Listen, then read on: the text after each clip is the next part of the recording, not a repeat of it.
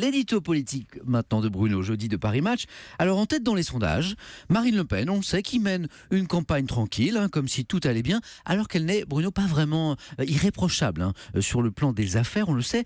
Comment l'expliquez-vous? On a l'impression que ça semble pas l'atteindre en fait. Oui Samuel, et c'est même incroyable. Savez-vous que la famille Le Pen, père et fille au pluriel, font l'objet de pas moins de 14 enquêtes et redressements fiscaux compris. Oui. Dernière en date, l'affaire dite des assistants parlementaires européens fictifs qui sont employés à d'autres tâches, notamment au FN. En pleine affaire Fillon, Bruxelles réclame le remboursement de 350 000 €, c'était la semaine dernière, à Marine Le Pen, et elle refuse de payer. Et tout ça se passe sans que ça fasse finalement les gros titres. Qu'on le veuille ou non, il y a une sorte de deux poids, deux mesures, et Fillon n'a pas tort quand il évoque les intouchables de Montretout.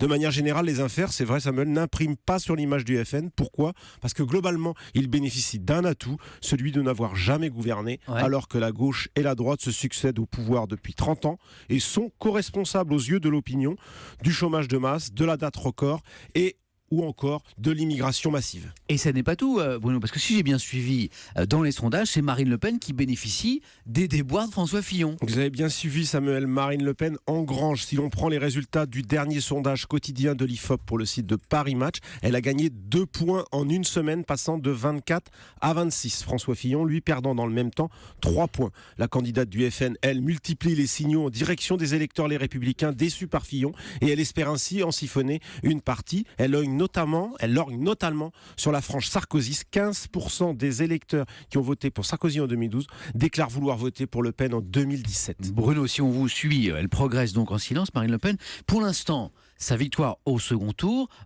semble improbable. Oui. Alors en fait, ce qu'il faut voir, c'est qu'avec 26% et surtout près de 80% des électeurs qui se disent certains d'aller voter pour elle au premier tour, Marine Le Pen a presque son ticket de qualification. Électorat très mobilisé.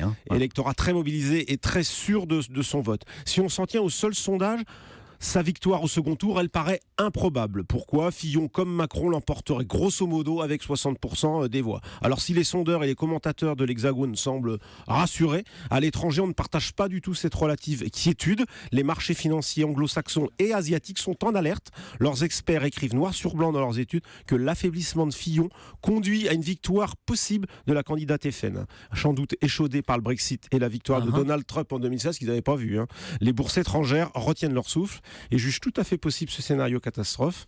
Moi, je suis pas loin de penser comme eux. À suivre donc. Axel, vous en avez parlé d'ailleurs. Mais oui, ça se mesure. De cette inquiétude. Pour mesurer l'inquiétude, on regarde la différence entre les taux français et les taux allemands. Le spread dont vous avez parlé. Ça veut dire écart. On parle du spread Le Pen, c'est-à-dire que les taux français s'écartent des taux allemands parce qu'on se dit voilà, la France part en vrille et donc on appelle ça le spread Le Pen. Donc le spread était de 0,3 en novembre dernier et suite à ces sondages, il est passé à 0,7. Vous voyez, il a plus que doublé en l'espace de 3 mois. Merci beaucoup Axel. Axel, je vous dis à demain et Bruno à jeudi prochain.